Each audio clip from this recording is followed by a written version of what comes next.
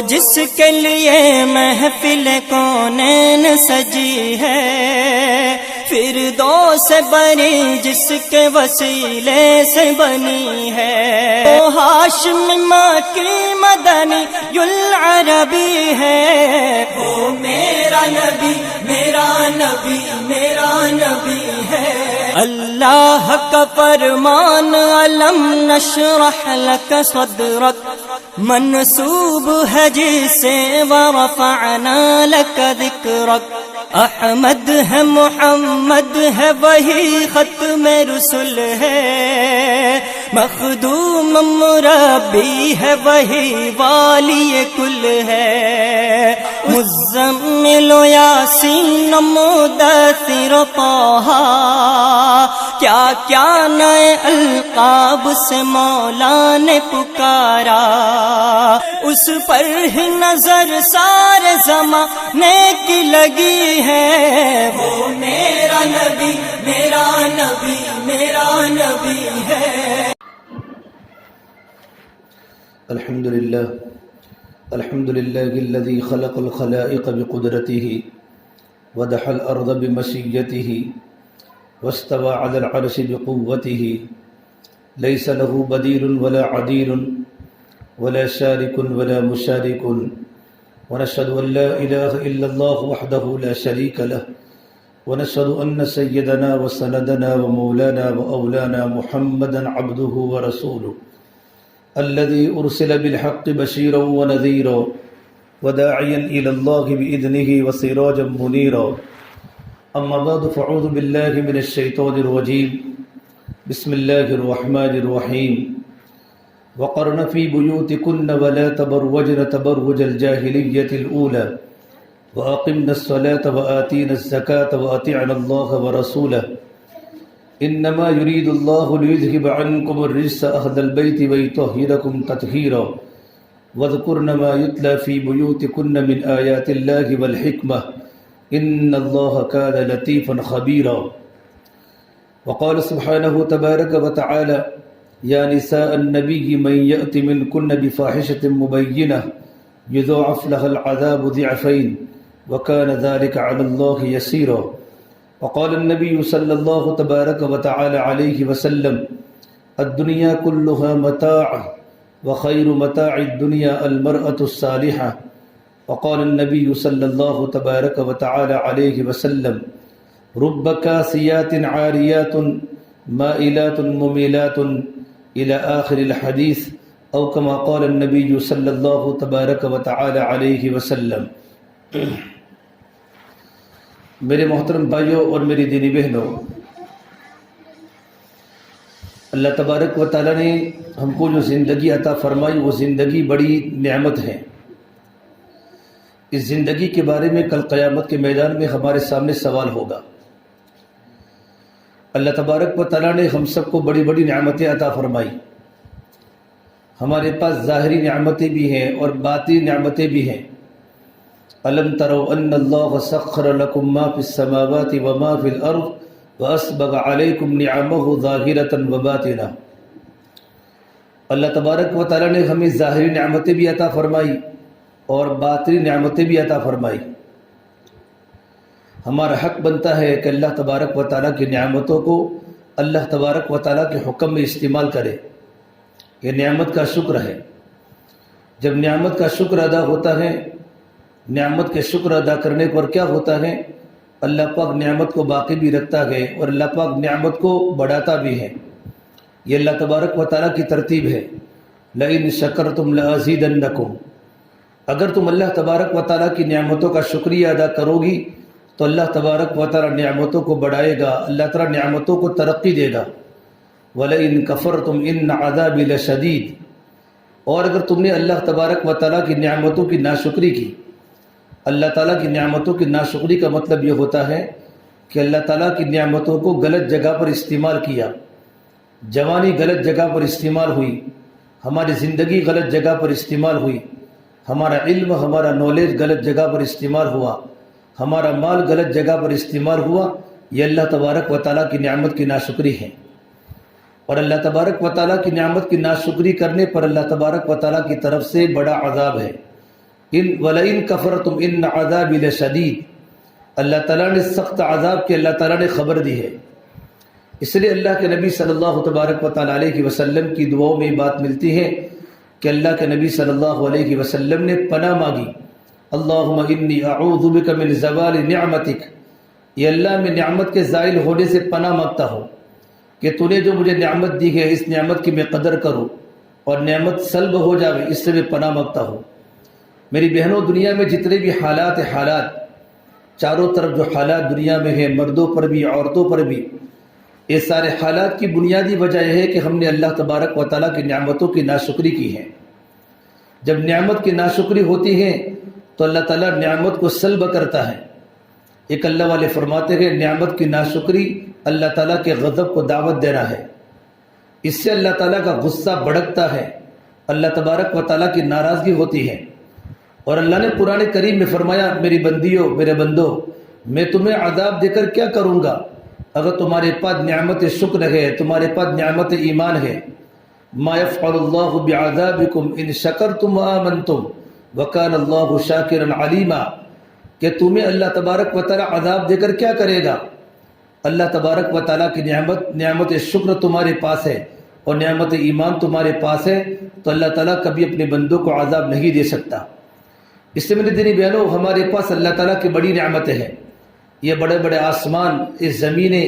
یہ سیارات، یہ زمین و آسمان کا نظام، یہ خلا و فضا کا نظام، یہ بڑے بڑے سیارے، بڑے بڑے صحرا، جنگلات، یہ سب اللہ تبارک و تعالیٰ کی قدرت کی شاہکار ہے، اللہ تعالیٰ کی قدرت کے نظارے ہیں۔ میرا اللہ فرماتے، میری بندی، اگر تجھے آسمان کو دے کر خدا کی قدرت سمجھ میں نہیں آئی، زمین کو دے کر خدا کی طاقت سمجھ میں نہیں آئی، بڑے بڑے فلک بوس عمارتوں کو دے کر خدا کی طاقت سمجھ میں نہیں آئی، اور بڑے بڑے پہاڑوں کو دے کر اللہ کی طاقت سمجھ میں نہیں آئی، تو اپنی زندگی میں غور و فکر کر، اپنے سر کے بال سے لے کر اپنے پیر کے ناخن تک، اپنے بدن کے سارے اعضاء میں غور و فکر کر تجھے بنانے والا کون ہے؟ وفی انفسکم افلا تبصرون، میری بندی تیرے اپنے بدن کے اعضاء کو دیکھ، آنکھوں کو بنانے والا، کانوں کو بنانے والا، خوبصورت چہرے کو بنانے والا، بدن کو تندرست بنانے والا، صحیح سالم بدن کو بنانے والا، بلکہ اللہ تبارک و تعالی ایک جگہ پر اپنے بندوں کو بطور احسان کے فرماتے ہیں، هل اتى على الانسان حين من الدهر لم يكن شيئا مذكورا، کیا تو اللہ تبارک و تعالیٰ کو بھول گئی؟ جب تجھے اللہ نے پیدا کیا تو اس طریقے پر تیری زندگی تھی کہ تجھے کوئی یاد کرنے کے قابل نہیں تھا، تجھے کوئی یاد کرنے والا نہیں تھا، اور تیری چیز کو کوئی یاد کرنے کے لیے تیری کوئی چیز قابل ذکر نہ تھی، قابل یاد نہ تھی۔ اللہ نے بہترین قسم کا اللہ نے جسم بنایا، الذی خلقک فسواک فعدلک فی ای صورت ما شاء رکبک، اللہ نے بدن کے ہر جوڑے کو اللہ نے ترتیب سے بنایا، اللہ نے بہترین آنکھیں بنائی، اللہ نے بہترین زبان بنائی، اللہ نے بہترین آنکھیں بنائی، اللہ تعالیٰ نے بہترین بدن بنایا، اللہ نے بہترین باڈی بنائی۔ اللہ تعالیٰ نے، میری بہنوں، اللہ نے ہمیں مال بھی دیا، اللہ نے ہمیں اچھی زندگی دی، اچھی جوانی دی۔ کسی غریب سے پوچھو کہ غریبی میں سسکنے کا مزہ کیا ہے، کسی بھوکی عورت سے پوچھو کہ سوکھی روٹی کا مقام کیا ہے، کسی پیاسی عورت سے پوچھو کہ پانی کے گاڑ کا مقام کیا ہے، اور کسی بیمار عورت سے پوچھو کہ تندرستی کی چند گھڑیوں کی قدر کیا ہے۔ میرے اللہ نے ہم سب کو بڑی بڑی نعمتوں سے نوازا ہے، ہم اللہ تبارک و تعالیٰ کی نعمتوں پر شکریہ ادا کریں۔ کل قیامت کے میدان میں اللہ تبارک و تعالیٰ ہماری زندگی کے بارے میں سوال کرے گا، میری بندی، میں نے تمہیں زندگی عطا فرمائی تھی، تو نے اپنی زندگی کو کہاں لگائی، اپنی زندگی کو تو نے کہاں خرچ کی؟ حدیث پاک کا خلاصہ ہے، کل قیامت کے میدان میں انسان کے قدم اس جگہ سے نہیں ہٹیں گے جب تک کہ اللہ تبارک و تعالیٰ کا بندہ یا اللہ تبارک و تعالیٰ کی بندی چار چیزوں کے سوال کا جواب دے دے۔ سب سے پہلا سوال ہوگا، لا تزال قدم عبدی یوم القیامہ حتی یسأل عن اربع عن عمرہ فیما افناہ، کہ تو نے اپنی زندگی کو کہاں لگایا، تو نے اپنی زندگی کو کہاں لگائی، تیری زندگی کی تیرا بچپنا، تیری جوانی، تیرا بڑھاپا، اس کے بارے میں اللہ تبارک و تعالیٰ سوال کرے گا۔ میری بہنوں، دو نعمتیں اللہ نے ہمیں ایسی عطا فرمائی ہیں جس میں اکثر اللہ تبارک و تعالیٰ کے بندے دھوکے میں ہوتے ہیں،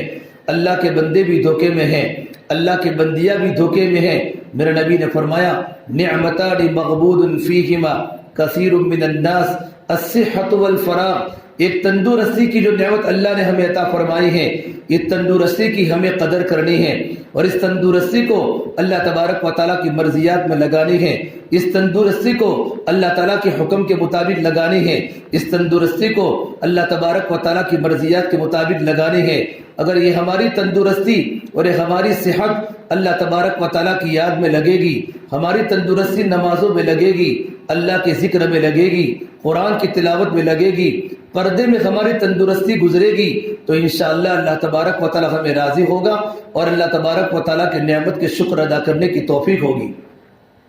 اکثر لوگ اپنی صحت کو اور اپنی تندرستی کے دنوں کو گناہوں کے اندر ڈال دیتے ہیں، پھر تندرستی جب چلی جاتی ہے اور بیماری کے دن آتے ہیں، پھر دل میں تمنا ہوتی ہے کاش میں تندرست ہوتی تو میں اللہ تعالیٰ کے سامنے عبادت کرتی، میں روزے رکھتی، میں نفلیں پڑھتی، میں لمبے لمبے سجدے کرتی، میں لمبے لمبے رکوع کرتی، میں لمبی لمبی رکعتیں لمبی لمبی نمازیں پڑھتی، میں اللہ تعالیٰ کے سامنے گھنٹوں گھنٹوں روتی جب میرے پاس جوانی تھی، جب میرے پاس تندرستی تھی، کہ بیماری میں آنے کے بعد تندرستی کے دنوں کی قدر ہوتی ہے۔ اس نے میرے نبی نے فرمایا تندرستی کی قدر کر لو بیماری کے آنے سے پہلے پہلے، اور میرے نبی نے فرمایا دوسری جو نعمت ہے جس میں اکثر لوگ دھوکے کی حالت میں ہیں وہ فرصت کا وقت ہے۔ ابھی اللہ نے ہمیں فرصت دی ہے، ہم جتنے اللہ تعالیٰ کی عبادت کرنا چاہیں اللہ تعالیٰ کی عبادت کر سکتی ہیں، جتنا اپنا وقت اللہ کے دین کے لگانا چاہے ہم لگا سکتی ہیں، ہم جتنا اللہ تعالیٰ کو راضی کرنا چاہیں عبادات کے ذریعے، اخلاق کے ذریعے، قرآن کی تلاوت کے ذریعے، دعاؤں کے ذریعے، نماز کے ذریعے، سچا بولنے کے ذریعے اور پردے کی پابندی کے ذریعے اور محنت کر کر کے اللہ کے بندیوں کو اللہ کے دین کی دعوت دینے کے ذریعے ہم جتنی اللہ تبارک و تعالیٰ کی عبادت کر سکتی ہیں اتنا ہم فرصت کے وقت میں کر سکتی ہیں۔ پھر جب مشغولی آ جاتی ہے، اب مشغولی میں آنے کے بعد شادی ہوتی ہے، پھر بچے ہوتے ہیں، پھر گھر کی مشغولی بڑھ جاتی ہے، پھر اگر کوئی عورت اگر یہ چاہے کہ میں لمبی لمبی نفلیں پڑھوں، میں لمبی لمبی نمازیں پڑھوں، میں لمبا لمبا قرآن پڑھوں، قرآن کے 10 پارے پڑھوں یا قرآن کے روزانہ 5 پارے پڑھوں، تو پھر چاروں طرف مشغولی ہونے کی وجہ سے عورت سے اور اللہ تبارک و تعالیٰ کی بندی سے عبادت کرنا مشکل ہو جاتا ہے۔ اس لیے میرے نبی نے فرمایا تندرستی کی قدر کر لو، فرصت کی قدر کر لو مشغولی کے آنے سے پہلے پہلے، اور تندرستی کی قدر کر لو بیماری کے آنے سے پہلے پہلے، اور جوانی کی قدر کر لو بڑھاپے کے آنے سے پہلے پہلے۔ تو یہ سب اللہ تبارک و تعالیٰ کی نعمتیں ہیں، اور اللہ تبارک و تعالیٰ کی نعمت کی قدر اس وقت ہوتی ہے جب نعمت چلی جاتی ہے،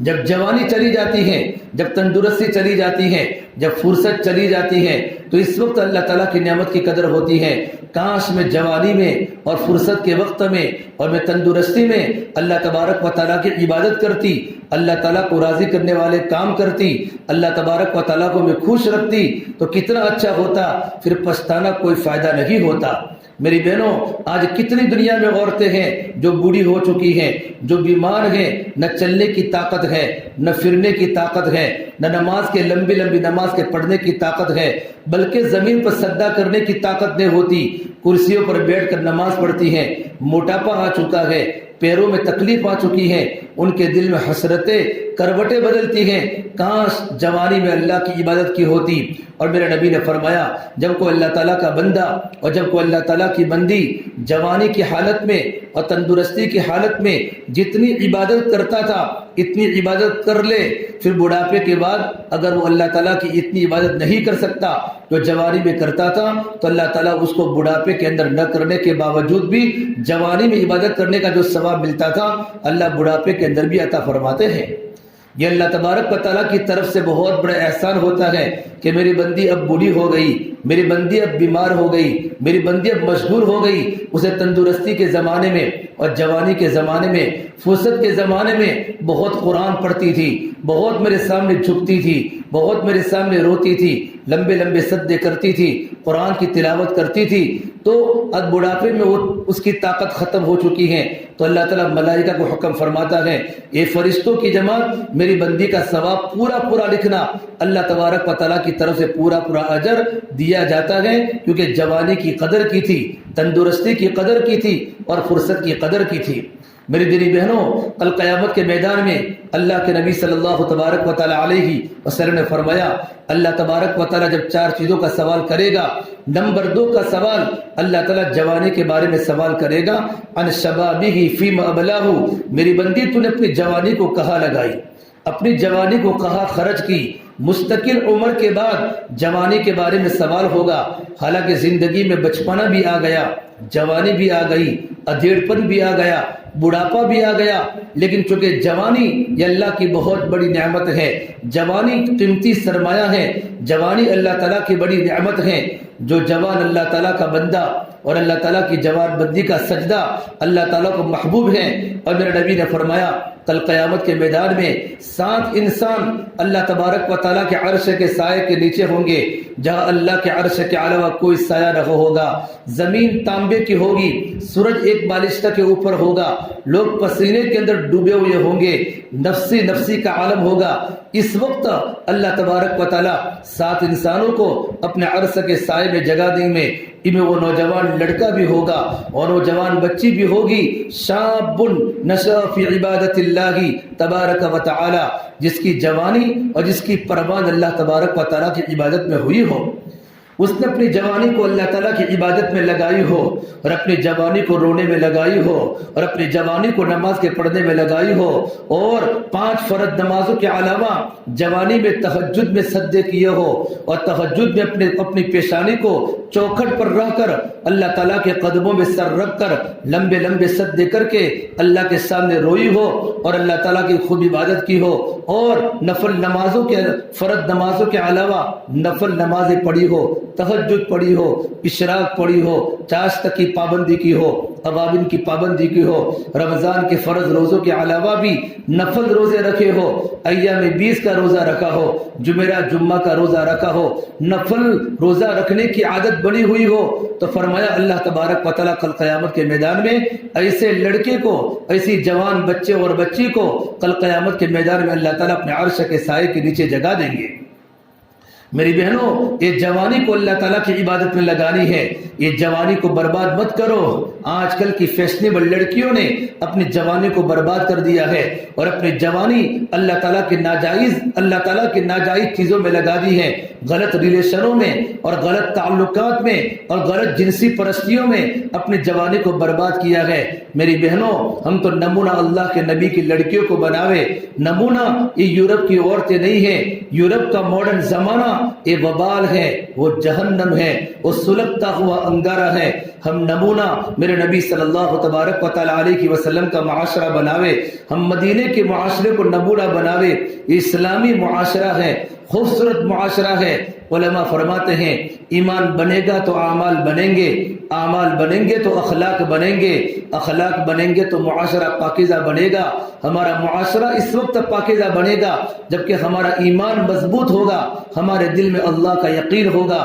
ہمارے دل میں اللہ تبارک و تعالیٰ کا ڈر ہوگا۔ جب دل میں اللہ کی محبت پیدا ہوتی ہے، دل میں اللہ کا یقین آتا ہے، دل میں اللہ کا توکل آتا ہے، دل میں اللہ کا ڈر پیدا ہوتا ہے، تو زندگی خوبصورت بن جاتی ہے، نمازیں خوبصورت بن جاتی ہیں، قرآن کی تلاوت خوبصورت بن جاتی ہے، لمبے لمبے سجدے خوبصورت بن جاتے ہیں، اللہ کے سامنے جھکنے میں مزہ آتا ہے، قرآن کی تلاوت کرنے میں حلاوت محسوس ہوتی ہے، نماز پڑھنے کا شوق پیدا ہوتا ہے۔ کہ کیا ہوا کہ دل میں ایمان آ چکا ہے، دل میں اللہ کی محبت آ چکی ہے۔ جس بیوی کے دل میں اپنے شوہر کی محبت ہوتی ہے، وہ اپنے شوہر کے لیے سب کچھ قربان کرتی ہے، اور جب شوہر گھر میں آتا ہے وہ استقبال کے لیے کھڑی ہو جاتی ہے، شوہر کی ہر ضرورت کو پوری کرتی ہے، چاہے وہ پورے دن تھکی ہوئی کیوں نہ ہو، پورے دن تھکی ہوئی کیوں نہ ہو، بدن میں درد بھی ہو، سر میں درد بھی ہو، بدن تھک تھک کے چور چور ہو چکا ہو، لیکن جب بیٹا مزدوری کر کے یا شوہر جب مزدوری کر کے گھر پر آوے،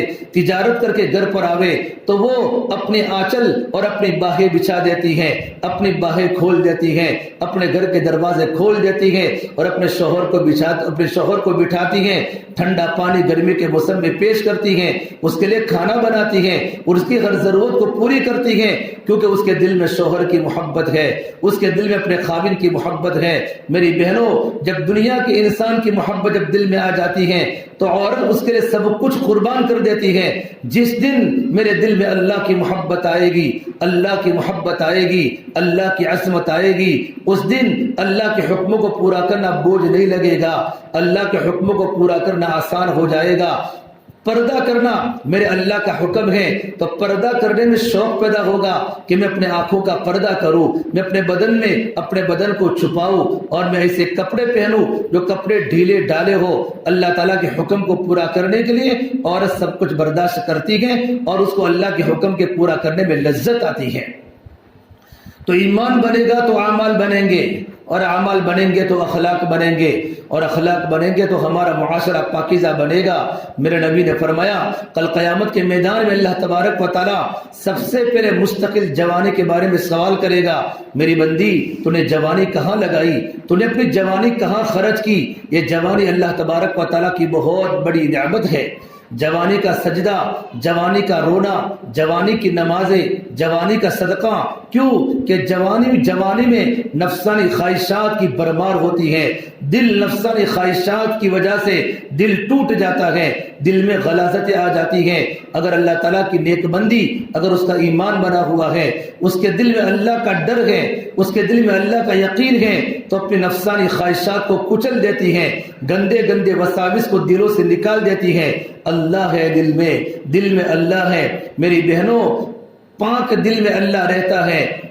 گندے دل میں اللہ نہیں رہتا۔ ہمارے اس بھنڈی بازار میں اور ہمارے سورت میں اور ہماری گلیوں میں جب فروٹ کی لاریاں آتی ہیں، ان میں سیب بھی ہوتے ہیں، خربوزہ ہوتا ہے، پپیتا ہوتا ہے، ٹماٹر ہوتا ہے، چیکو ہوتے ہیں اور کیلے ہوتے ہیں۔ ہماری مستورات، ہماری بچیاں گھروں سے باہر نکل کر فروٹ کی دکان پر، فروٹ کی لاری پر فروٹ لینے آتی ہیں، تو گندے فروٹ کو قبول نہیں کرتی، گندے تربوزے کو قبول نہیں کرتی، گندا چیکو قبول نہیں کرتی، گندا سیب قبول نہیں کرتی۔ کیوں کہ میرے بیٹے اچھا سیب کھاوے، کسی کی صحت پر اثر نہ پڑے، تندرستی پر اثر نہ پڑے، تو رب العالمین گندے دل کو کیسے قبول کرے گا؟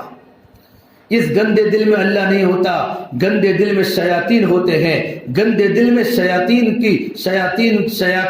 گندے دل میں آ جاتے ہیں، ان کا بسیرا ہوتا ہے، وہ گندے دلوں میں رہتے ہیں۔ اپنے دل کو پاک کرنا ہے غلاظتوں سے، اپنے دل کو پاک کرنا ہے گندگیوں سے، اور دل میں اللہ کی محبت کو بھرنا ہے، دل میں اللہ کی محبت کو پلانی ہے۔ اللہ کے نبی کی محبت دل میں آوے، اللہ کی محبت دل میں آوے، قرآن کی محبت دل میں آوے۔ یہ اس وقت ہوگا جبکہ ہمارا ایمان مضبوط ہوگا، ہمیں اللہ کو بولا ہے، اللہ کی بڑائی کو بولے، اللہ کی طاقت کو بولے، اللہ کے یقین کو بولے، اللہ سے ہونے کو بولے، اپنے گھر میں، پڑوسیوں میں، اپنے بچوں کے سامنے، اپنے شوہر کے سامنے اللہ سے ہونے کو اتنا بولے کہ دل کی رگ رگ میں اللہ آ جائے، دل کی رگ رگ میں اللہ کی محبت پیدا ہو جائے۔ میرا اللہ ہے، میرا اللہ ہے، سب کچھ میرے اللہ کے ہاتھ میں ہے۔ جس دن اللہ کا خوف دل میں آ جائے گا، اس دن ہماری آنکھیں غلط دیکھنا بند کر دے گی، ہماری زبانیں غلط نہیں بولے گی، ہمارے کان غلط نہیں سنیں گے، ہمارا پورا وجود نافرمانی میں نہیں پھنسے گا، بلکہ آنکھوں کا دیکھنا بدل جائے گا، زبان کے بول بدل جائیں گے، کانوں کا سننا بدل جائے گا، ہاتھوں کا پکڑنا بدل جائے گا، ہمارے پیروں کی آہٹیں بدل جائے گی، کیونکہ دل میں اللہ ہے، دل میں اللہ کا ڈر ہے۔ ورنہ میری بہنوں، عجیب دنیا میں حالات ہیں، ہم نمونہ یورپ کی عورتوں کو نہ بناوے، یورپ کا آئیڈیل ہمارے گھروں میں نہ آوے۔ اتنا بڑا سورج بھی مغرب میں جا کے ڈوب جاتا ہے، اور اتنا بڑا سورج بھی یورپ میں جا کے ڈوب جاتا ہے، اور وہ سورج دنیا کی نوجوان بچیوں کو، دنیا کے جوان لڑکوں کو اعلان کر کے کہتا ہے، اے مشرق کی بچیوں اور اے مشرق کے بچوں، تم یورپ کے گوروں کی نقل مت کرنا، یورپ کا کلچر تمہارے گھروں میں نہ آوے، یورپ کی فیشن والی زندگی، یورپ کی عیاشی، یورپ کا تعیش، یورپ کی جنس پرستی تمہارے گھروں میں نہ آوے، ورنہ تمہارا ڈوبنا بھی مقدر ہے۔ جوان بھی ڈوبیں گے، جوان لڑکیاں بھی ڈوبے گی، ان کی عزت تار تار ہو جائے گی، ان کی عزت نیلام ہو جائے گی۔ اس سے میری بہنوں، ہم اللہ کے نبی کی لڑکیوں کو سامنے رکھے، ہم فاطمہ کو نمونہ بناوے، ہم زینب کو نمونہ بناوے، ہم ام کلثوم کو نمونہ بناوے۔ یہ ہمارا کام ہے، یہ ہماری ذمہ داری ہے۔ اللہ کے نبی صلی اللہ تبارک و تعالی علیہ وسلم نے مدینہ منورہ میں خوبصورت معاشرہ بنایا تھا، اور معاشرے کی یہ برکت تھی کہ مدینہ کی چھوٹی چھوٹی بچیاں پردے کے ساتھ رہتی تھی، اور مدینہ کی چھوٹی چھوٹی بچیوں میں اللہ کا ڈر تھا کہ ہمارا اللہ ہمیں دیکھ رہا ہے۔ ایک مرتبہ اللہ کے نبی صلی اللہ تبارک و تعالی علیہ وسلم گھر میں بیٹھے ہوئے ہیں، اور حضرت علی رضی اللہ تعالی عنہ، امام شمس الدین ذہبی نے اپنی کتاب الکبائر میں یہ روایت نقل فرمائی ہے کہ حضرت علی رضی اللہ تعالی عنہ اور فاطمہ یہ دونوں اللہ کے نبی کے گھر کے لوگ ہیں۔ فاطمہ اللہ کے نبی کی جگر کا ٹکڑا ہے، علی اللہ کے نبی کے چچا کے بیٹے ہیں، اور اللہ کے نبی کے داماد بھی ہیں۔ ایک خوبصورت ترین رشتہ ہے فاطمہ اور علی کا۔ حسن حسین کی امی، حسن حسین کے ابو علی مرتضی، فاطمہ الزہرا حضور کی خدمت میں آئے، دیکھا اللہ کے نبی صلی اللہ تبارک و تعالی علیہ وسلم رو رہے ہیں، اور روتے روتے میرے نبی کا برا حال ہو چکا ہے۔ فاطمہ نے کہا یا رسول اللہ صلی اللہ علیہ وسلم، آپ کیوں غم میں ہیں، آپ کیوں ڈپریشن میں ہیں، آپ کے آنکھوں میں آنسو ہیں، روتے روتے آپ کی داڑھی تر ہو گئی ہے۔ کہا بیٹا فاطمہ، ابھی میں نے معراج کا سفر کیا، اور میں نے معراج کے سفر میں میں نے جنت کو بھی دیکھا اور میں نے جہنم کو دیکھا۔ تو جہنم میں میں نے میری امت کی عورتوں کی چیخیں سنی، ان کی چیخو پکار سنی کہ ان کو جہنم میں مارا جا رہا ہے، ان کو پیٹا جا رہا ہے۔ فرشتوں کے کوڑوں کے مارنے کی آواز سنی، جہنمی عورتوں کی چیخوں کی آواز سنی۔ جبرائیل کو میں نے پوچھا، جبرائیل یہ کون عورتیں ہیں؟ تو جبرائیل نے کہا یا رسول اللہ صلی اللہ علیہ وسلم، یہ آپ کی امت کی گنہگار عورتیں ہیں، اور ان کو گناہوں کی بنیاد پر جہنم میں مارا جا رہا ہے۔ پوچھا کون سا گناہ ہے؟ تو جبرائیل علیہ السلام نے 6 گناہ بتائے۔ ان عورتوں میں 6 گناہ ہیں، 6 ہلاک کرنے والے گناہ، بدترین قسم کی عادتیں جو جوان لڑکیوں کے اندر ہوتی ہیں، ان گناہوں کی بنیاد پر ان کو جہنم میں مارا جا رہا ہے۔ میرے نبی نے فرمایا میں نے جہنم میں ایک عورت کو دیکھا کہ اس کو سروں کے بالوں سے لٹکایا جا رہا ہے، سر کے بالوں سے لٹکایا جا رہا ہے۔ سر کے بال کتنے نازک ہوتے ہیں، جہنم ہے، نیچے انگارے جل لگے ہیں، سلگتی ہوئی آگ ہے، اور بالوں سے جہنم میں عورت کو لٹکایا جا رہا ہے۔ اللہ کے نبی نے پوچھا جبرائیل یہ کس گناہ کی بنیاد پر میری امت کی عورت کو، میری امت کی خاتون کو سر کے بالوں سے جہنم میں لٹکایا جا رہا ہے؟ تو جبرائیل نے کہا یا رسول اللہ صلی اللہ علیہ وسلم، یہ آپ کی امت کی وہ نوجوان بچیاں ہیں جو بازاروں میں سر کے 2 پٹے اتار کے چلتی تھی، بناؤ سنگار کر کے چلتی تھی، اور اپنے چہروں پر پاؤڈر لگاتی تھی، اور اپنے چہروں پر میک اپ لگاتی تھی، اور دنیا کے درندوں کو، دنیا کے عیاش لڑکوں کو اپنی طرف متوجہ کرتی تھی، زیب و زینت کرتی تھی۔ اس پر اللہ تبارک و تعالیٰ کی طرف سے عذاب ہے کہ ان کو سر کے بالوں سے جہنم میں لڑکایا جا رہا ہے، اور اس لڑکی کو عذاب دیا جا رہا ہے۔ میری بہنوں، کانپ جانے والی بات ہے، کتنا خطرناک عذاب ہو رہا ہے۔ جس لڑکی کو جہنم میں بالوں سے لٹکائی جا رہی ہو، کیوں؟ بے پردہ ہونے کی وجہ سے، سر کے 2 پٹے اترنے کی وجہ سے۔ ارے میری بہنوں، سر کا 2 پٹا اللہ تبارک و تعالیٰ نے، عورت کا پورا بدن اللہ نے پردے میں رکھا ہے۔ بغیر سطر کے تو نماز نہیں ہوتی۔ آج ہماری بچیاں نماز پڑھتی ہیں تو ان کا سر کا 2 پٹا اتنا پتلا ہوتا ہے کہ ان کے بال دکھ جاتے ہیں۔ علماء نے لکھا ہے اگر نماز کی حالت میں اگر 2 پٹا سرک گیا اور 1/4 بال کے برابر دکھ گیا اور اتنا رہا کہ 3 مرتبہ سبحان اللہ کہہ سکے تو ان کی نماز نہیں ہوتی۔ بلکہ اگر مکمل 2 پٹا پہنا لیکن 2 پٹا اتنا پتلا ہے، اتنا باریک ہے کہ سر کے بال دکھائی دے رہے ہیں، تب اس عورت کی نماز اللہ کی بارگاہ میں قبول نہیں ہوتی۔ اور سر کے بالوں کو کھول کر بازاروں میں نکلنا کہ بازاروں میں غیر محرم پر نظریں پڑے اور غیر محرم کی ان پر نظریں پڑے، یہ اتنا بڑا خطرناک گناہ ہے جس پر عورت کو جہنم میں مارا جا رہا ہے۔ ایک مرتبہ اللہ کے نبی صلی اللہ تبارک و تعالی علیہ وسلم کی مجلس میں بات چلی کہ عورت کی سب سے بہترین خوبی کیا ہے، عورت کی سب سے بہترین نیکی کیا ہے۔ صحابہ نے الگ الگ جوابات دیے۔ حضرت علی رضی اللہ تعالی عنہ آہستہ آہستہ چپ چاپ وہاں سے نکل گئے اور گھر جا کر اپنی بیوی فاطمہ سے پوچھا، فاطمہ اللہ کے نبی کی مجلس میں بات چل لگی ہے، عورت کی سب سے اچھی خوبی کیا ہے، عورت کی سب سے بڑی نیکی کیا ہے؟ حضرت فاطمہ نے کہا، اے میرے پیارے شوہر علی، عورت کی سب سے بڑی نیکی یہ ہے کہ عورت اپنی زندگی ایسی گزاری ہو کہ بالغ ہونے کے بعد سے لے کر موت تک کبھی کسی غیر محرم پر اس کی نظر نہ پڑی ہو، اتنی پردے میں رہی ہو، ایسی زندگی گزاری ہو،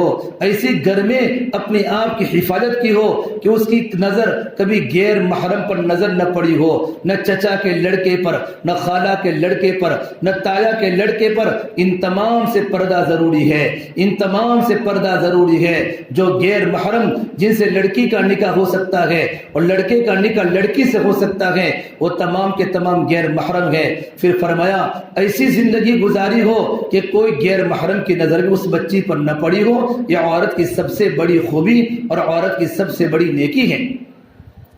حضرت علی رضی اللہ تعالیٰ عنہ جب یہ بات سنی، آ کر اللہ کے نبی صلی اللہ تبارک و تعالی علیہ وسلم کی مجلس میں جا کر یہ بات بتائی۔ میرے نبی صحابہ کرام کے بیچ میں بیٹھے تھے، میرے نبی نے فرمایا، واہ واہ فاطمہ تیرے کیا کہنے، فاطمہ تو میرے جگر کا ٹکڑا ہے، فاطمہ تو بضعۃ منی، فاطمہ تو میرے جگر کا ٹکڑا ہے۔ جس نے میری بیٹی فاطمہ سے محبت کی اس نے مجھ سے محبت کی، اور جس نے مجھ سے محبت کی وہ میرے ساتھ جنت میں داخل ہوگا۔ اللہ کے نبی صلی اللہ تبارک و تعالی علیہ وسلم نے اپنی بیٹی کی کیا تربیت فرمائی تھی۔ میری دینی بہنوں،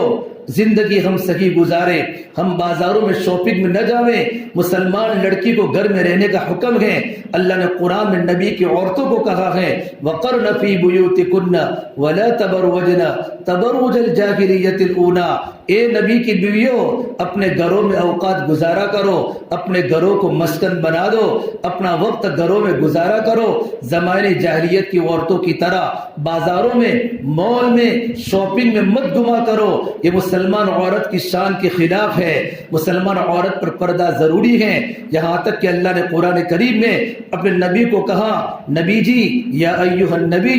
قل لازواجک وبناتک ونساء المؤمنین یدنین علیہن من جلابیبہن۔ نبی جی اپنی بچیوں کو کہہ دو اور اپنی عورتوں کو کہہ دو اور مسلمانوں کی عورتوں کو کہہ دو کہ اپنے سینے پر دوپٹہ رکھے اور اپنے سروں پر دوپٹہ رکھے، اپنے سروں پر اوڑھنی رکھے، پردہ کرے۔ یہ اللہ کے نبی صلی اللہ تبارک و تعالی علیہ وسلم کے ذریعے امت کی مستورات کو پردے کا حکم دیا ہے۔ میری بہنوں، جب کوئی عورت بازار میں چلتی ہے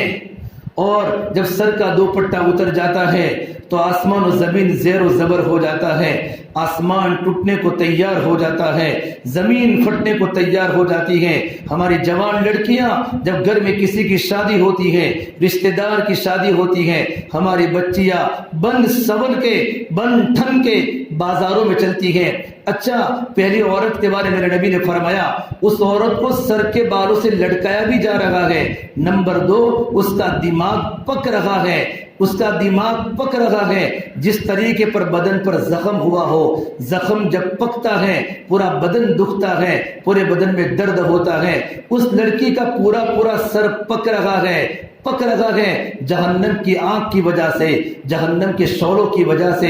یہ گناہ تھا کہ وہ بازاروں میں سر کے دوپٹے کے بغیر چلتی تھی۔ میری دینی بہنوں، اس کے واسطے اللہ کے سامنے رو، جب دل میں خدا کا ڈر پیدا ہوگا۔ کوئی جوان لڑکی بازار میں نہیں جائے گی، کوئی جوان لڑکی بغیر پردے کے نہیں گھومے گی۔ پردہ کا حکم شریعت نے دیا ہے، پردہ کرنا عورت پر فرض ہے۔ عورت کا پردہ بھی ضروری، عورت کی آواز بھی سطر ہے۔ عورت کبھی اپنی آواز کو اتنی زور سے نہ نکالے کہ گھر سے باہر چلنے والے غیر محرم کے کان میں ہماری بچیوں کی آواز پڑے۔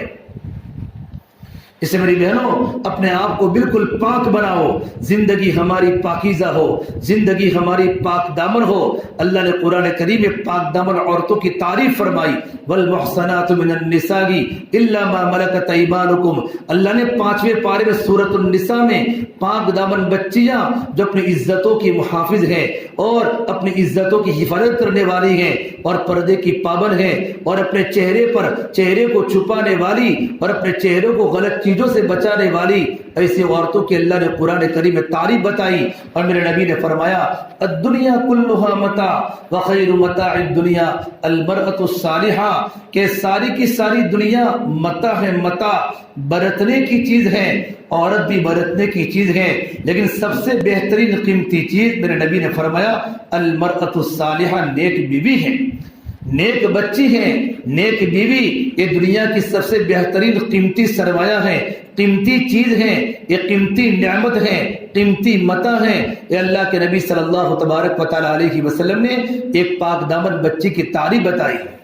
میری بہنوں شادی کے موقع پر ہماری بچیاں ایسی زندگیاں گزارتی ہیں، ایسے کپڑے پہنتی ہیں کہ شیطان بھی شرماتا ہے، شیطان بھی شرماتا ہے۔ اگر کوئی اللہ کا ولی، کوئی دیندار عالم دین اگر وہاں سے گزر جاوے، اس کا گزرنا مشکل ہو جاوے۔ ہماری بچیاں تو غیروں سے بھی آگے نکل چکی ہیں، ہماری بچوں کی شرم ختم ہو چکی ہے، ان کے سر کے 2 پٹے اتر چکی ہیں، وہ آنکھوں میں کاجل لگاتی ہیں، سر پر چہرے پر پاؤڈر لگاتی ہیں اور میک اپ لگاتی ہیں اور بازاروں کی زینت بنتی ہیں۔ بناؤ سنگار کرنا صرف اپنے شوہر کے لیے ہوتا ہے، اپنے شوہر کے لیے بناؤ سنگار کرو۔ میرے نبی نے فرمایا جو عورت اپنے شوہر کے لیے بناؤ سنگار کرتی ہے گھر میں، تو اللہ تبارک و تعالی جنت کے اندر اس عورت کو بناؤ سنگار کرائے گا۔ میری بہنوں اپنے شوہر کے لیے بناؤ سنگار کرنے کی اجازت ہے، شوہر سے محبت کرنا یہ تقوی کی علامت ہے،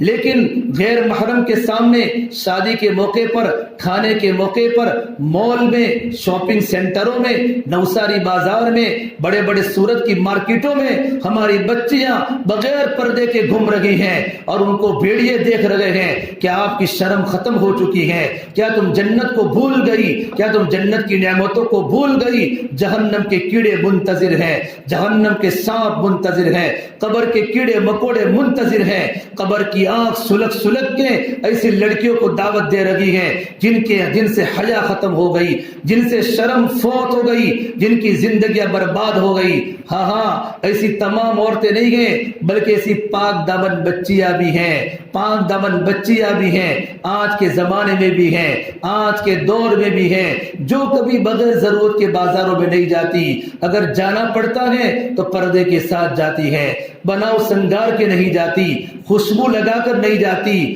اپنے کپڑے ڈھیلے ڈالے پہنتی ہیں، برقع ڈھیلا ڈالا پہنتی ہیں، ہاتھوں پہ موزہ پہنتی ہیں، پیروں پہ موزہ پہنتی ہیں، ڈر کے چلتی ہیں کہیں میرے پر کوئی غیر محرم کی نگاہ نہ پڑ جاوے۔ ایسی پاک دامن عورتیں، پاک دامن خاتون اور پاک دامن بچیاں ہمارے معاشرے میں موجود ہیں، جن کی برکت سے اللہ کا عذاب زمینوں پر رکا ہوا ہے۔ میرے بچیوں، میرے نبی نے فرمایا میں نے جہنم کی اس عورت کو دیکھا جن کے سر کے بالوں سے اس کو لٹکایا جا رہا ہے اور اس کا دماغ ہانڈی کی طرح پک رہا ہے۔ پھر دوسری عورت کو دیکھا اللہ کے نبی صلی اللہ علیہ وسلم نے، کہ اللہ کے نبی صلی اللہ علیہ وسلم فرماتے ہیں میں نے اس عورت کو دیکھا کہ اس کے سر کے بالوں سے لٹکایا جا رہا تھا اور اس کو اس کی چھاتی سے لٹکایا جا رہا ہے، اس کی چھاتی سے اس کو لٹکایا جا رہا ہے اور زبان سے لٹکایا جا رہا ہے۔ جس عورت کے زبان سے عورت کو لٹکایا جا رہا ہو، ایک ہاتھ سے کسی بندے کو لٹکایا جاوے کتنی تکلیف پڑتی ہے۔ جس زبان تو بدن کا نازک اور نرم حصہ ہوتا ہے، اگر کوئی لڑکا بھی زبان کھینچ ڈالے تو ماں کو درد ہوتا ہے، باپ کو تکلیف ہوتی ہے۔ جس زبان سے عورت کا پورا جسم لٹکایا جائے گا، اس عورت کو کتنا درد ہوگا اور پورا نیچے کا بدن جہنم کی آگ میں لپٹ رہا ہوگا۔ میرے نبی نے پر جبرائیل یہ کون سا گناہ تھا جس گناہ کی بنیاد پر اس عورت کو جہنم کے اندر زبان کے بلبوتے پر لٹکایا گیا؟ تو میرے نبی نے فرمایا، جبرائیل نے کہا یا رسول اللہ صلی اللہ علیہ وسلم، یہ عورت اپنے آپ کو دوسروں کے حوالے کرتی تھی، اپنے شوہر کو چھوڑ کر دوسروں کے حوالے کرتی تھی اور غلط راستے اختیار کرتی تھی، غلط بازاروں میں جاتی تھی اور غلط بستروں پر جاتی تھی۔ اپنے شوہر کے ہونے کے باوجود ان عورت کو جہنم میں اتنا خطرناک عذاب دیا جا رہا ہے۔ ارے میری بہنوں، اللہ نے قرآن کریم میں کہا ہے وَلَا تَقْرَبُوا الزِّنَا إِنَّهُ كَانَ فَاحِشًا وَسَاءَ سَبِيلًا، غلط راستے کے قریب سے قریب بھی مت جاؤ، یہ تو بڑا خطرناک راستہ ہے۔ اور اس وقت ایمان نکل جاتا ہے، ایمان نکل جاتا ہے، ایمان نکل جاتا ہے۔ یہ گناہ تو شرک سے بھی بڑا گناہ ہے۔ اللہ میری اور آپ کی حفاظت فرماوے۔ میری دینی بہنوں، اس سے اپنے آپ کو بچانا ہے، معاشرے کو بچانا ہے، اپنی عزتوں کی حفاظت کرنی ہے۔ پھر میرے نبی نے فرمایا، میں نے ایک عورت کو دیکھا جہنم میں کہ اس کے ہاتھوں کو پیشانی سے باندھا جا رہا ہے اور اس کے پیروں کو پیڑ سے باندھا جا رہا ہے۔ پوچھا یا رسول اللہ یہ کون عورت ہے جس کو یہ عذاب ہو رہا ہے؟ تو جبرائیل نے کہا یا رسول اللہ صلی اللہ علیہ وسلم یہ وہ عورت تھی جو ہمیشہ جھوٹ بولتی تھی، ہمیشہ اپنے شوہر کو پریشان کرتی تھی، اپنے شوہر کو گالیاں بولتی تھی، شوہر کو پریشان کرتی تھی، پڑوسی کی غیبت کرتی تھی، شوہر کی غیبت کرتی تھی، ماں باپ کی غیبت کرتی تھی۔ ان گناہوں کی بنیاد پر اللہ پاک نے جہنم میں عورت کو سزا دی ہے۔ ارے میری دینی بہنوں، یہ کتنے خطرناک عذابات ہیں۔ عورت کی جب زبان بے قابو ہو جاتی ہے، گھر تتر بتر ہو جاتا ہے، گھر ٹوٹ جاتا ہے، عورتیں ڈنک مارتی ہیں، مرد بھی اپنی عورت کو پریشان کرتا ہے، اس کا گناہ مرد کو ہوگا۔ لیکن جب عورت کی زندگی میں آتی ہے اور عورت اگر اپنے شوہر کو تکلیف پہنچاتی ہے تو میرے نبی نے فرمایا جہنم میں عورت کو عذاب ہوگا۔ ایک روایت ہے، فرمایا اللہ کے نبی صلی اللہ علیہ وسلم نے آپ عید کے موقع پر آپ نے خطبہ دیا اور آپ نے کہا یا معشر النساء، یہ عورتوں کی جماعت، تصدقنا، تم صدقہ خوب دیا کرو۔ تو ایک ام سلیم نے پوچھا لیما یا رسول اللہ، ہم صدقہ کچھ زیادہ دیا کرے؟ تو آپ نے فرمایا میں نے جہنم میں عورتوں کو جلتے ہوئے دیکھا ہے دو گناہ کی بنیاد پر۔ ایک گناہ فرمایا تکثرن اللعن، کہ وہ لعن تعن زیادہ کرتی ہیں، غیبتیں زیادہ کرتی ہیں، جھوٹ بولتی ہیں، اپنے شوہر کو پریشان کرتی ہیں۔ اور دوسرا گناہ فرمایا تکفرن العشیر، اپنے شوہر کی نافرمانی کرتی ہیں۔ تو زبان کو غلط استعمال کرنا، نماز کے پڑھنے کے باوجود، رمضان کے روزے رکھنے کے باوجود، زبان اگر بے گناہ ہے، زبان اگر بے قابو ہے، اللہ تعالیٰ آخرت میں ہمیں چھوڑنے والا نہیں ہے۔ اللہ ہماری حفاظت فرماوے۔ میری بہنوں، جب کوئی عورت زبان سے ایسا بول نکال دیتی ہے جس کی بنیاد پر جنت سے اتنی دور چلی جاتی ہے جتنا مشرق اور مغرب کے درمیان کا فاصلہ ہے، اس اللہ کے واسطے اپنے زبان کو کنٹرول کرنے کی ضرورت ہے۔ پھر میرے نبی نے فرمایا میں نے ایک عورت کو دیکھا کہ اس کو جہنم میں تکلیف دی جا رہی ہے کہ اس کا چہرہ سور کی طرح ہے اور اس کا پورا بدن گدھے کی طرح ہے، چہرہ سور کی طرح، پورا بدن گدھے کی طرح، حالانکہ وہ عورت ہے لیکن اللہ نے عورت کے چہرے کی شکل بدل دی، اللہ نے بدن کی شکل بدل دی۔ پوچھا کون سے گناہ کی بنیاد پر؟ تو فرمایا جبرائیل نے یا رسول اللہ صلی اللہ علیہ وسلم یہ جب ناپاکی کی حالت میں ہوتی تھی، ناپاکی کی حالت میں رکھتی تھی اپنے آپ کو، پاک نہیں ہوتی تھی، ناپاکی کی حالت میں پوری رات سوتی تھی، فجر کی نماز چھوٹ جاتی تھی، ظہر کی نماز چھوٹ جاتی تھی، طہارت اور پاکی کا خیال نہیں کرتی تھی۔ آج ہماری ماں بہنوں، میری بہنوں، ہم سب کو پتہ ہے ہم مستورات کے لائن کے مسائل ہم اپنے محرم کے ذریعے علماء سے پوچھیں کہ کیا پاکی ناپاکی کے مسائل ہیں، کیا پاکی ناپاکی کے مسائل ہیں کہ عورت جب ناپاکی کی حالت میں ہوتی ہے، کبھی عورت پاک ہو جاتی ہے، عشاء کی نماز کے بعد پاک ہو گئی، ضروری ہوتا ہے کہ غسل کر کے فجر کی نماز پڑھ لے، لیکن فجر کی نماز بھی چلی جاتی ہے اور تم اس لائن کی بڑی سستی ہے۔ اللہ کے واسطے اس کے بارے میں ہم فکر کریں، پاکی ناپاکی کے مسائل پوچھیں۔ صحابیات کے بارے میں لکھا ہے ان کے گھروں میں لائٹوں کا زمانہ نہیں ہوتا تھا، وہ گھروں میں چراغ جلا کر اپنے کپڑے دیکھتی تھی کہ ایسا نہ ہو ہم پاک ہو گئی ہو اور ہماری رات ناپاکی کی حالت میں گزر جاوے۔ فوراً پاک ہونے کے بعد غسل کرتی تھی اور گسل کر کے عشاء کی نماز پڑھتی تھی، اللہ تعالیٰ کی عبادت میں لگ جاتی تھی۔ پھر میرے نبی نے فرمایا میں نے ایک عورت کو دیکھا، اس کا منہ کتے کی طرح ہو چکا ہے اور اس کے منہ سے آگ کو ڈالا جا رہا ہے اور پاخانہ کے راستے سے آگ نکالی جا رہی ہے، اتنا خطرناک عذاب ہو رہا ہے۔ پوچھا اللہ کے نبی یہ کون سے گناہ کی بنیاد پر ہوا؟ تو میرے نبی نے فرمایا وہ عورت زبان کی بھی خراب تھی اور حسد کرتی تھی، لوگوں پر عرشا کرتی تھی، لوگوں پر جلا کرتی تھی۔ جیسے آج کل کا معاشرہ ہے، دیرانی جیٹھانی کا مسئلہ، دیرانی جیٹھانی پر جلتی ہے، جیٹھانی دیرانی پر جلتی ہے، اور بہو اپنی ساسو پر جلتی ہے، اور ساسو اپنی بہو پر جلتی ہے۔ پورا معاشرہ ٹوٹ چکا ہے، پورا گھر ٹوٹ چکا ہے۔ یہ 5 یا 6 قسم کی عورتوں کو جہنم میں عذاب دیا جا رہا ہے۔ کیوں؟ ان کے گناہوں کی بنیاد پر۔ جب اللہ کے نبی صلی اللہ تبارک و تعالی علیہ وسلم نے یہ باتیں فرمائی کہ بیٹا فاطمہ جبرائیل نے مجھے آ کر یہ ساری کی ساری باتیں بتائی، اسی میں اللہ کے سامنے رو رہا ہوں کہ میری امت کی عورتیں جہنم کی آگ کو کیسے برداشت کرے گی۔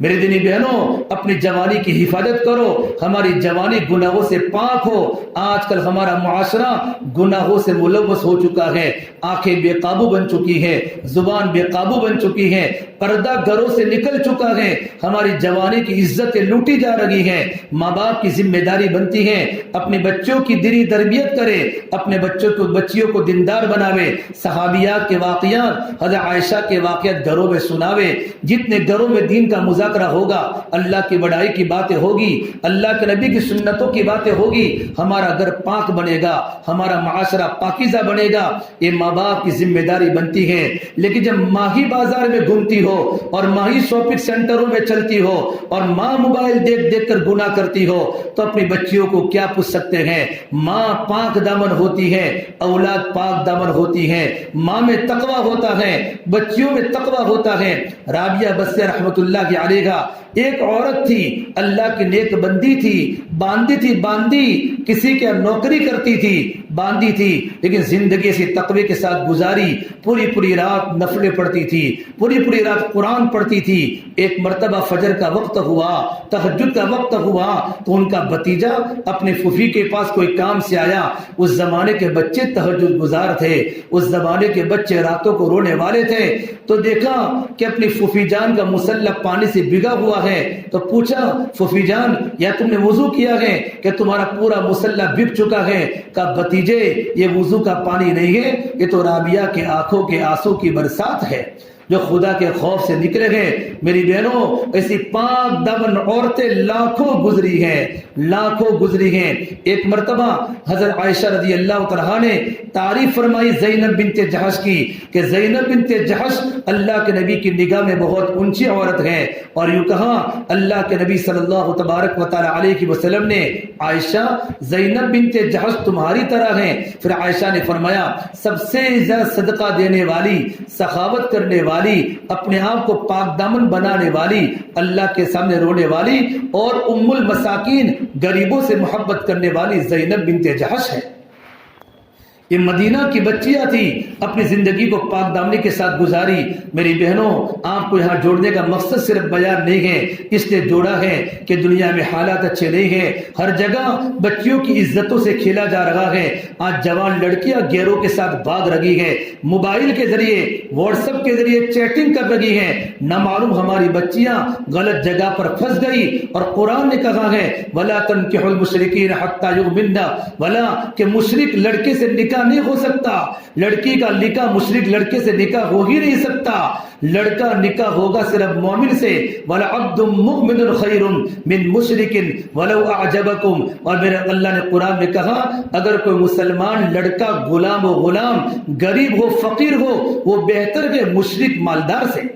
میری بچیوں، غلط ماحول کی وجہ سے آج ہماری بچیاں بازاروں میں بھاگ رہی ہیں، آج ہماری بچیاں گھر کو چھوڑ رہی ہیں، ماں باپ کو ستا رہی ہیں، ماں باپ کو دھکے مار مار کر غیروں کے ساتھ بھاگ رہی ہیں۔ یہ کتنا بڑا گناہ ہے۔ آج تم کو پھسلایا جا رہا ہے ایمان کی کمزوری کی وجہ سے، گھروں میں دینی ماحول کے نہ ہونے کی وجہ سے، گھروں میں قرآنی ماحول نہ ہونے کی وجہ سے، اور گھروں میں تعلیم کا ماحول نہ ہونے کی وجہ سے ہماری بچیاں جلدی شکار میں آ جاتی ہیں، اور ہماری بچیاں جلدی پھسل جاتی ہیں۔ اس لیے ماں باپ کی ذمہ داری ہے اپنی بچیوں کو موبائل سے پرہیز کراوے، اپنی بچیوں کو دینی ماحول دے، گھر میں دینی ماحول ہو، جوان لڑکے اللہ کے راستے میں جا رہے ہو، جوان بچیاں گھروں میں پردے کے ساتھ بیٹھی ہوئی ہو۔ ہم بچیوں کو کالج کے حوالے نہ کرے، زیادہ اسکول کے حوالے نہ کرے، اپنی بچیوں کو گھر میں رہے۔ ماں کی ذمہ داری کیا ہے کہ ماں کی ذمہ داری گھر میں نسل کو تیار کرنا، گھر میں نسل کو بنانا۔ ہماری بچیاں رابعہ بصریہ بنے، ہماری بچیاں عائشہ صدیقہ بنے، ہماری بچیاں حضرت حفصہ بنے، پاک دامن ہماری بچیاں بنے، ہماری بچیاں عالمہ بنے، ہماری بچیاں معلمہ بنے، دیندار بنے، ہماری بچیاں راتوں کو رونے والی بنے۔ یہ اس وقت ہو سکتا ہے جب ماں دیندار ہو، ماں راتوں کو رونے والی ہو، ماں قرآن کی تلاوت کی پابند ہو اور ماں نمازوں کی پابند ہو۔ جب ماں کے دل میں تقویٰ ہوگا اور ماں کے دل میں اللہ کا ڈر ہوگا، وہ اپنے بچوں کی دینی تربیت کرے گی، وہ اپنے بچوں کے لباس دیکھے گی کہ میری بیٹی کا سر کا دوپٹہ کیسا ہے، میری بیٹی کا لباس تنگ ہے یا میری بیٹی کا لباس ڈھیلا ڈالا ہے۔ میری بہنوں، موت آنے والی ہے اور موت پر سب کچھ پتا چل جاوے گا۔ یہ میرے سامنے چند موٹی موٹی باتیں بتائی، یہ ساری کی ساری باتیں یہ اللہ کے نبی کی خبریں ہیں اور اللہ کے نبی کی خبریں سچی ہوتی ہیں۔ یہ ساری کی ساری باتیں ہونے والی ہیں۔ کبھی کبھی اللہ تبارک و تعالی دنیا میں ایسے واقعات کا اللہ پاک مشاہدہ کراتے ہیں اور ہر ملک میں ایسے واقعات اللہ نے قبر کے کھلنے کے بعد بتائے ہیں۔ اس لیے میری بہنوں، موت کے آنے پر سب کچھ ختم ہو جائے گا۔ موت آنی ہے تو موت سے پہلے موت کی تیاری کرے۔ میرے نبی نے فرمایا عقل مند عورت وہ ہے جو موت سے پہلے موت کی تیاری کرے۔ اپنی زندگی کو بناؤ، اللہ کے راستے میں خود بھی جاؤ، اپنے جوان لڑکوں کو اللہ کے راستے میں بھیجو، اور اگر اپنی جوان بچی ہیں، عاقلہ بالغہ ہیں، تو 3 دن میں ماں اپنی جوان بچی کو 3 دن میں اللہ کے راستے میں لے جاوے۔ جس ماں کے 3 دن لگ چکے ہیں وہ 10 دن میں جاوے، جن کے 10 دن لگ چکے ہیں وہ چلے میں جاوے، اور اپنے گھروں میں تعلیم کا حلقہ زندہ کرو اور اپنے گھروں میں 6 صفات کا مذاکرہ کرو۔ میں آپ کو یقین سے بولتا ہوں میری بہنوں، جب گھر میں قرآن کے حلقے لگیں گے، قرآن کریم گھر میں تلاوت ہوگی، تعلیم کے حلقے گھروں میں لگیں گے، گھروں میں 6 صفات کے مذاکرے ہوگے انشاءاللہ، تو تعلیم کی برکت سے ہمارے بچے ولی بنیں گے، ہمارے بچوں میں سنتوں کا شوق آئے گا، ہمارے بچے اور ہماری بچیاں راتوں کو رونے والی بنے گی، ان کے دل میں خدا کا خوف پیدا ہوگا۔ اس لیے ماں باپ کی ذمہ داری ہے گھر میں تعلیم کو زندہ کریں، 6 صفات کے مذاکرے کریں۔ فضائل اعمال کی کتاب ہندی میں ملتی ہے، اردو میں ملتی ہے، گجراتی میں ملتی ہے۔ ان کتاب کی تعلیم ہمارے گھروں میں ہو رہی ہو۔ اللہ مجھے بھی عمل کی توفیق دے، اللہ پاک آپ کو بھی عمل کی توفیق دے۔ اب جن مستورات کو 3 دن میں جانا ہو، ہماری پرانی مستورات آئی ہوئی ہے، وہ تشکیل کرے اور پرچہ مسجد کے اندر بھجوا دے۔ 3 دن والی 10 دن مستورات میں، اور جوان لڑکوں کو اللہ کے راستے میں جانا ہو، ہماری مسجد ابو حنیفہ کی جماعت اللہ کے راستے میں 19 تاریخ کو چلے کی جماعت جا رہی ہے۔ اپنے بچوں کو اللہ کے راستے میں بھیجو، اور 4 مہینوں کی جماعت 15 تاریخ کو جا رہی ہے، 4 مہینوں میں بھیجو۔ جب بچے اللہ کے راستے میں جائیں گے، ان کی آنکھوں کا دیکھنا صحیح ہو جائے گا، ان کے دل میں ایمان آئے گا، ان کی زندگی انشاءاللہ اللہ کے سامنے رونے والی بنے گی۔ اللہ پاک ہمیں عمل کی توفیق عطا فرمائے۔ دعا کر لیں۔ اللهم لك الحمد كله ولك الشكر كله ولك الخير كله وإليه يرجع الأمر كله اللهم صل على سيدنا محمد وعلى آل سيدنا محمد وبارك وسلم ربنا ظلمنا أنفسنا وإن لم تغفر لنا وترحمنا لنكونن من الخاسرين لا إله إلا أنت سبحانك إني كنت من الظالمين یا اللہ ہمارے گناہوں کو معاف فرما، یا اللہ خطایا سے درگزر فرما، یا اللہ سیئات کو حسنات سے مبدل فرما، یا اللہ تیرا تعلق ہم سب کو نصیب فرما، یا اللہ تیری ذات عالی سے ہونے کا یقین زندگی میں پیدا فرما، یا اللہ تو ہم سے راضی ہو جا، ہمیں اپنے آپ سے راضی فرما لے، یا اللہ تو ہمارا بن جا، تو ہمیں اپنا بنا لے، یا اللہ پوری امت کی پوری مغفرت فرما، یا اللہ امت کی جان کی، مال کی، عزت کی، آبرو کی حفاظت فرما، یا اللہ امت کی پریشانیوں کو دور فرما، یا اللہ ہماری بچیاں جمع ہوئی ہیں، یا اللہ اکثر جوان لڑکیوں کا اجتماع کیا ہے، یا اللہ ان بچوں کی زندگی کو پاک بنا دے، ان کی زندگی کو حیا والی بنا دے، یا اللہ نیک لڑکیاں بنا دے، راتوں کو رونے والی بنا دے، یا اللہ ان کا جمع ہونا تیری بارگاہ میں قبول فرماوے، یا اللہ تو ان سے دین کے بڑے بڑے کام لے لے، یا اللہ تو ان کی نسلوں کو قبول فرما، یا اللہ تو ان کی بہترین تربیت فرما، یا اللہ چاروں طرف گناہوں کا ماحول ہے، گناہوں کا بازار ہے، اے مولا ہم اپنے جوان بچوں کو کہاں لے جاوے، جوان بچیوں کو کہاں لے جاوے، یا اللہ تو ہی ان کی عزتوں کی حفاظت کرنے والا ہے، یا اللہ تو تو ہمارے بچوں کی عزت کا محافظ بن جا۔ یا اللہ تو ہمیں غیروں کے حوالے نہ فرما، یا اللہ ہمیں شیطان و نفس کے حوالے نہ فرما، یا اللہ ہماری بہترین تربیت فرما، ہماری بہترین تربیت فرما، ہماری ماں بہنوں کی عزتوں کی حفاظت فرما۔ یا اللہ تیرا عذاب بڑا خطرناک ہے، یا اللہ جہنم بڑی خطرناک ہے، انبیاء جہنم کو دیکھ کر تھرا رہے ہوں گے۔ یا اللہ ہم کیا ہو سکتے ہیں، میرے مولا موت سے پہلے موت کی تیاری کرنے والا بنا دے ہمیں۔ اللہ ہمیں شہرت کے ناپاک جذبوں کی حفاظت فرما دے، تیرے نیک بندوں میں شامل فرما دے۔ یا اللہ ہمیں تندرستی عطا فرما دے، روحانی جسمانی بیماری ختم فرما دے۔ یا اللہ ہمارے علماء کرام کو قبول فرما دے، ان کو خوب ترقی عطا فرما دے، خوب ترقی عطا فرما دے، بیماروں کو شفائے کاملہ دائمہ نصیب فرما دے، گھر گھر میں دین اور دین کے حلقے زندہ فرما دے، تعلیم کے حلقے زندہ فرما دے، قرآن کی تلاوت زندہ فرما دے۔ ہمارے جوان بیٹوں کو راہ خدا میں نکل کر اعلاء کلمت اللہ کے لیے یا اللہ ان کا نکلنا قبول فرما دے، پورے عالم میں دین اور دین کی محنت کو زندہ فرما دے۔ یا اللہ تو ہم جیسے گنہگاروں سے کام لے لے۔ یا اللہ 4 مہینوں کی جماعتوں کا نکلنا آسان فرما دے، چلوں کی جماعت کا نکلنا آسان فرما دے۔ یا اللہ ان کی رکاوٹوں کو عافیت کے ساتھ دور فرما دے۔ یا اللہ کرم کا، رحم کا، یا اللہ یسر کا، سہولت کا، یا اللہ عفو عافیت کا معاملہ فرما۔ یا اللہ حق کو بولنے پر، یا اللہ حق کو سننے پر، یا اللہ حق کو لے کر چلنے پر، یا اللہ پوری امت کو مستمع فرما۔ یا اللہ پوری امت کی پوری مغفرت فرما۔ یا اللہ جن لوگوں نے ہمیں دعا کے لیے کہا ہے، یا اللہ جن کا ہم پر حق ہے، ان تمام کی بہترین تربیت فرما، ان تمام کے جائز مقاصد حسنہ کو پورا فرما۔ یا اللہ ہماری دعاؤں کو اپنے فضل و کرم سے پیارے حبیب محمد مصطفیٰ صلی اللہ تبارک و تعالی علیہ وسلم کے صدقہ طفیل ہم سب گنہگاروں کی دعاؤں کو اپنی بارگاہ میں قبول فرما۔ ربنا تقبل منا انك انت السمیع العلیم، وصلی اللہ تعالی علی خیر خلقہ محمد وعلی آلہ وصحبہ اجمعین برحمتک یا ارحم الراحمین۔